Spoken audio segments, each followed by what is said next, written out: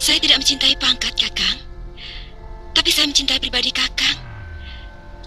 Perbawa Kakang. Boleh kan saya terus mencintai Kakang?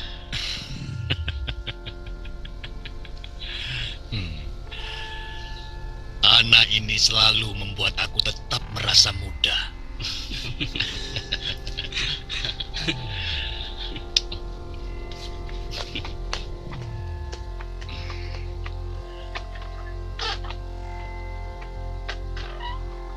Darcy, kamu tahu, aku lebih rela menyerahkan warisanku padamu daripada untuk istri dan anakku Magadha.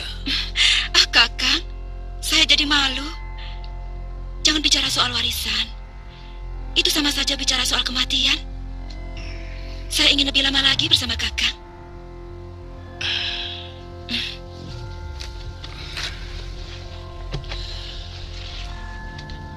Nyai, tutup pintu dan jendela, Nyai.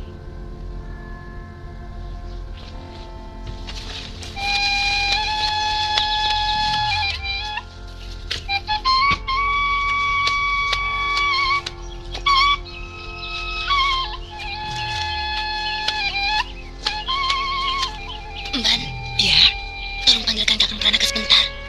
Katakan, aku ada pesan dari Ayahanda. baik.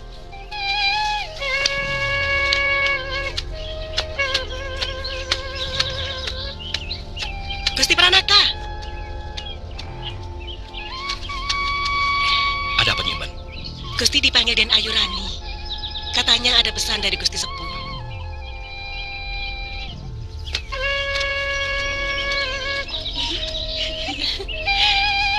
Dewi Bulan menjerat Raja Wali. Hati-hati, patah sayapnya. Bila cinta berlabuh di hati.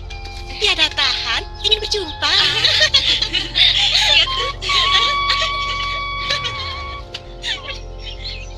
Maafkan, Denayu. Ada perlu apa memanggil saya? Saya tidak mau mengganggu Tuan kalau terlalu sibuk. Tidak terlalu. Kalau memang penting, silahkan Den Ayu mengutarakan. Oh. Kakang, bolehkah saya memanggil Kakang pada Tuan? Kalau memang Den Ayu suka, saya tidak keberatan. Apa nanti tidak ada yang keberatan kalau saya memanggil Tuan dengan sebutan Kakang? Maksud Den Ayu?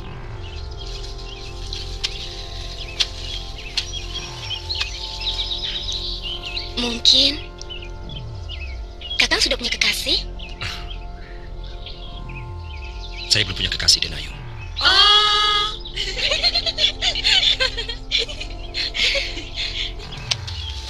Saya ingin bicara dengan Kakang. Tapi jangan di sini. Teman-teman saya itu usil. Tapi Alah, sebentar saja. Dasar genit, bisa saja dia cari alasan. Tapi memang gagah ya. Cuma agak canggung. Maklum, saya dengar dia orang dari gunung. Jadi, tata kramanya masih tersimpan dalam perut.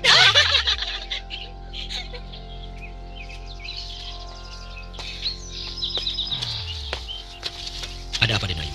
Aduh, jangan panggil Den Ayu. Panggil saja namaku atau Nimas. Aku kan bukan majikanmu. Tapi Den Ayu putri majikan saya. Bukan. Ayahanda Ringkin sekarang adalah teman sejawat Kakang. Sama-sama petinggi Madangkara. Tapi Ah, iya kan? iya. Lalu ada apa nih, Mas? Kakang Pranaka, nanti malam disuruh datang ke rumah oleh Ayahanda. Tadi saya ketemu Gusti Panglima. Tidak bicara apa-apa. Mungkin lupa. Orang tadi nyuruh. Sini saya bisiki. Nimas sangat mencintaimu, Kakang.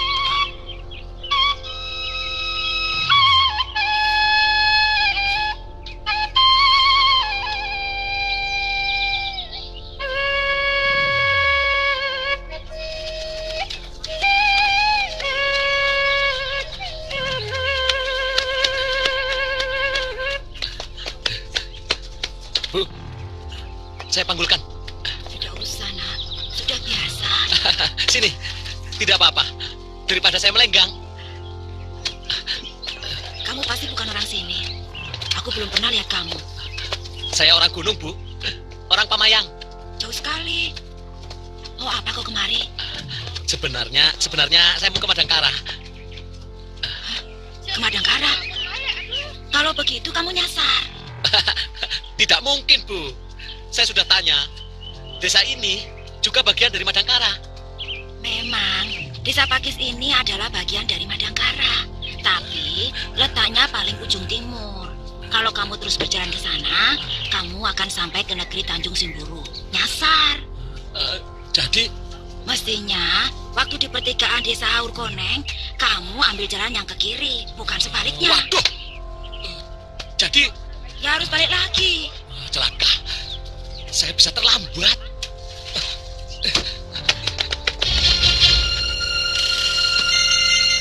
Langkah kerja mereka benar-benar rapi.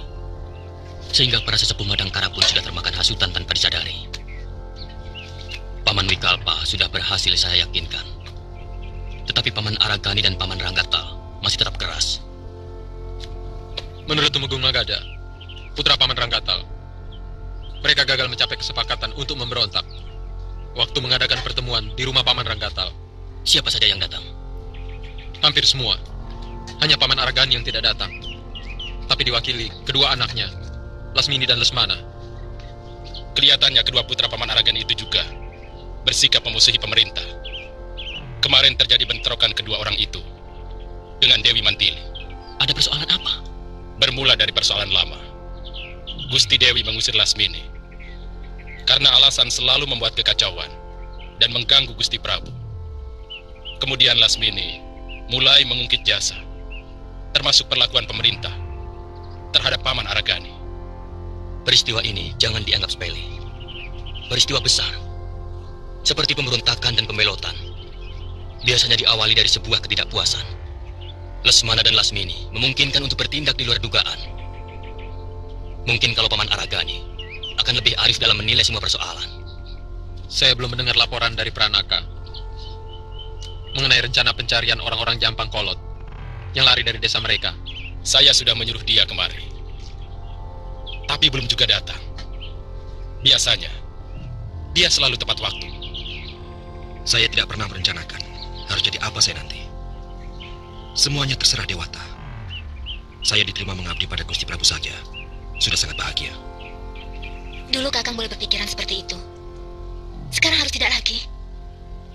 Hidup harus dengan rencana, Kakang. Kedudukan Kakang sekarang sudah cukup baik. Tapi masih bisa terus meningkat. Paling tidak, Kakang harus meraih pangkat setinggi ayahanda. Sebagai Panglima Madangkara. Buat apa saya harus memusingkan cita-cita? Menurut guru, menjadi abdi yang baik jauh lebih mulia daripada menjadi tuan yang buruk. Prajurit yang pemberani jauh lebih mulia daripada panglima yang pengecut.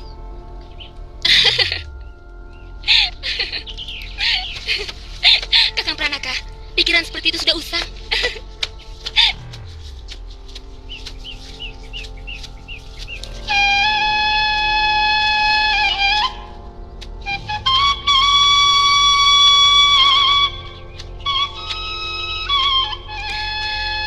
Orang tidak akan pernah mau mendengarkan sebuah kebenaran dari mulut jelata. Mereka akan lebih manggut-manggut mendengarkan kebohongan dari mulut pembesar. Jangan pungkiri ini, Kakang.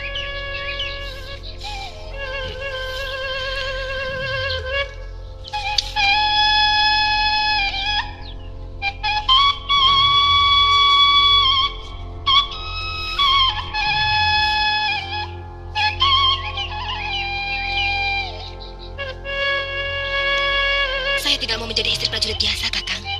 Saya seorang prajurit biasa. Kakang sudah masuk dalam jajaran orang penting. Secara pangkat, Kakang sudah menjadi menak. Darah saya jelata.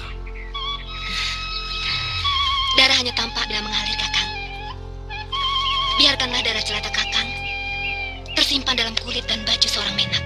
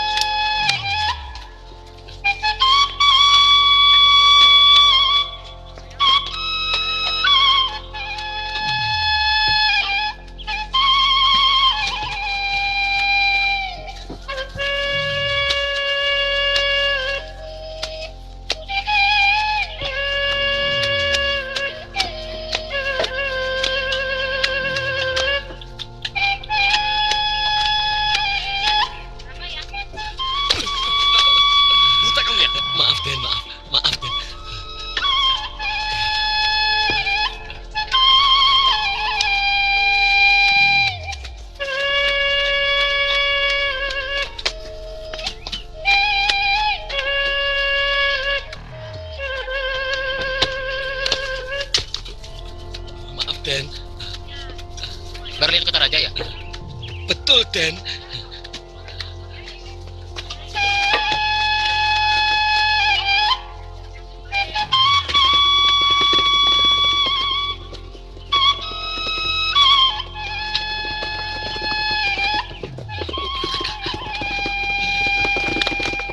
Adi Pranaka! Adi Pranaka! Adi Pranaka! Adi Pranaka! Ini Kakang! Aku Abilawa! Kenapa adikku jadi budek ya? Biasanya tidak begitu. Tadi saya seperti mendengar seseorang memanggil nama saya. Kalian tunggu di sini. Baik.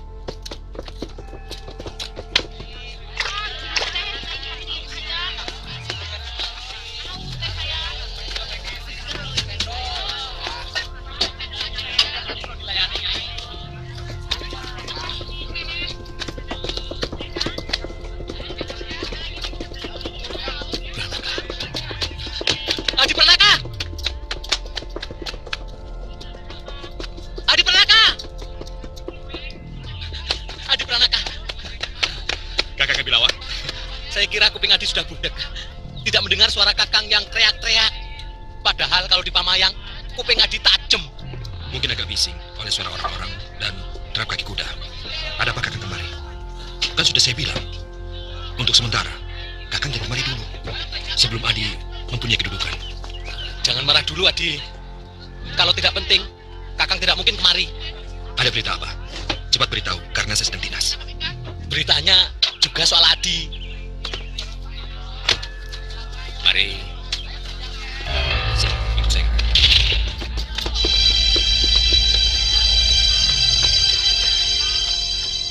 Ada apa, Kakang? Itu, orang-orang Jampang Kolot pindah ke tengah hutan. Waktu Kakang mau pulang merabas hutan. Tahu-tahu, lihat rombongan orang lewat. Salah seorang dari mereka yang pernah kita tanya waktu di desa Jampang Kolot. Mereka pindah ke tengah hutan. Dan di tempat yang sangat tersembunyi itu, sudah banyak orang lain yang terdiri dari pemuda-pemuda lain. Mereka berlatih senjata, seperti mau ada perang. Kakang kesasar sampai ke Tanjung Singguru. Wah, Kakang lapar. Kakang, saya sedang ada pertemuan penting dengan Gusti Panglima Ringkin. Jadi tak bisa menemani Kakang. Ini buat beli makanan. Di sini banyak sekali penjual makanan. Adi sampai malam. Mungkin. Dan lagi, saya masih tinggal di asrama. Tidak boleh orang luar tidur di asrama. Jadi, Tidak apa-apa. Kakang bisa tidur di mana saja.